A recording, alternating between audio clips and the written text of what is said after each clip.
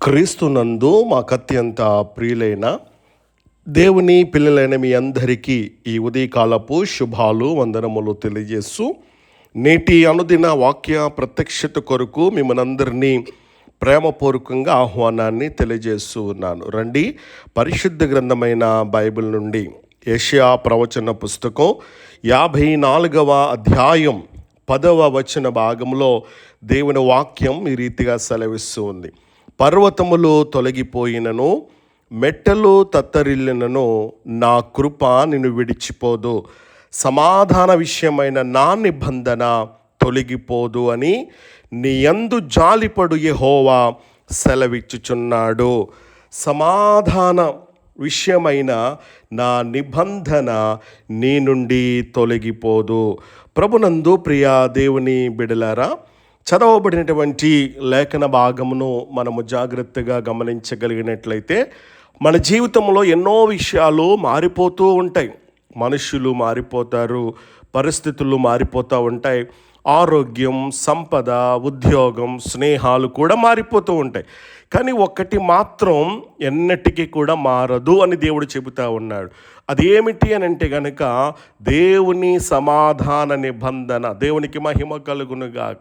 కృపగల దేవుడు ఈరోజు మనతో చెబుతున్నటువంటి మాట ఏంటో తెలుసా? ఒకవేళ కొండలు తొలగిపోయినా, గుట్టలు కదిలిపోయినా, నా సమాధాన నిబంధన అనేది నీతో ఉంటుంది. ఇది మన భావోద్వేగాలపై ఆధారపడిన వాగ్దానం కాదు, ఇది దేవుని స్వభావంపై ఆధారపడిన నిబంధన. పరిస్థితులు మారిన దేవుని నిబంధన మారదు. ఇక్కడ కొండలు తొలగిపోయినను అంటే కొండలు స్థిరత్వానికి గుర్తు. కానీ దేవుడు చెబుతున్న మాట, అవి కూడా తొలగిపోవచ్చు. ఉద్యోగం పోవచ్చు, ఆరోగ్యం తగ్గిపోవచ్చు, మనుషులు విడిచిపెట్టవచ్చు, కుటుంబంలో సమస్యలు రావచ్చు. అయితే కృపగల దేవుడు చెబుతున్న మాట, నా సమాధాన నిబంధన మాత్రం ఎప్పటికీ కూడా తొలగిపోదు. నోవహుతో చేసిన నిబంధన జలప్రళయం తర్వాత కూడా నిలిచింది.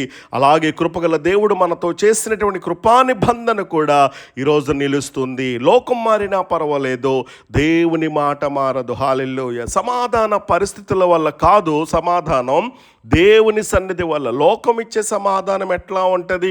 అది తాత్కాలికం. కానీ దేవుడిచ్చే సమాధానం అది హృదయాన్ని కాపాడుతుంది. కష్టాల్లో కూడా పౌలు శీలలు దేవుణ్ణి స్తుతించగలిగారంటే ఎందుకు?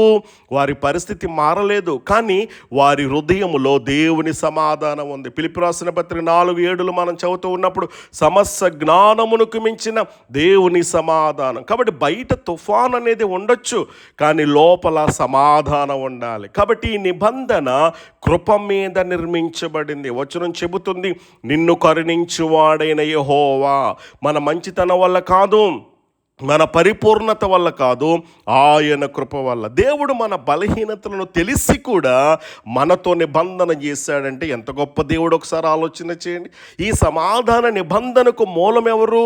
క్రీస్తే. యేసుక్రీస్తు సిలువపై రక్తం చిందించి కొత్త నిబంధన స్థాపించాడు. ఆయన ద్వారా మనకు దేవునితో సమాధానం, మనసుకు సమాధానం, నిత్యజీవ నిరీక్షణ లభించాయి. క్రీస్తు లేని సమాధానం తాత్కాలికం, క్రీస్తు ఇచ్చేటువంటి సమాధానం అది శాశ్వతమైనది. ఈ నిబంధనలో జీవించేవారు ఎవరు కూడా భయపడరు. భవిష్యత్తును గురించిన భయం ఉండదు.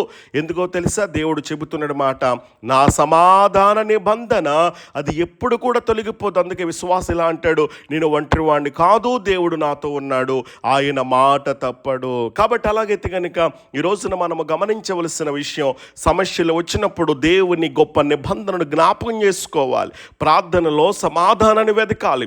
దేవుని యొక్క వాగ్దానాలను ప్రతిరోజు మనము ధ్యానించాలి. పరిస్థితుల కంటే దేవుని మాటను ఎక్కువగా నమ్మాలి. అలాగైతే కనుక ఈరోజు మీ జీవితంలో కొండలు కదులుతున్నట్లుగా అనిపించవచ్చు. ఆర్థిక సమస్యలు అనేవి ఉండొచ్చు, అనారోగ్యం ఉండొచ్చు, కుటుంబంలో కలత అనేది ఉండొచ్చు.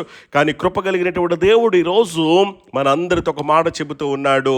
కొండలు తొలగిపోయినా, పర్వతములు తొలగిపోయినా, మరి ఆలోచించండి, గుట్టలు తత్తరిల్లినా నీ ఎడల, నా ఎడల, మన ఎడల ఆయన కృప తొలగిపోదు, సమాధాన విషయమైన నా నిబంధన తొలగిపోదని కృపగల దేవుడు వాగ్దానం చేస్తూ ఉన్నాడు. అలాగైతే కనుక ఈ రోజున మీ జీవితాన్ని మళ్ళీ ఆయన సమాధాన ప్రభు అయిన యేసుక్రీస్తుకు అప్పగించండి. ఆయనతో నిబంధనలు నిలిచినటువంటి వారికి లోకం ఇవ్వలేనటువంటి సమాధానం, పరిస్థితుల్లో తీసివేయలేనటువంటి ధైర్యం, కాలం చెరపలేనటువంటి ఆ నిరీక్షణ లభిస్తూ ఉంటాయి. అలాగైతే కనుక కృపగల దేవుడి దినపేక వాగ్దాన ప్రకారంగా అలాంటి గొప్ప సమాధానాన్ని కృపగల దేవుడు మనందరి జీవితాల్లో అనుగ్రహించునుగాక. ఆమేన్.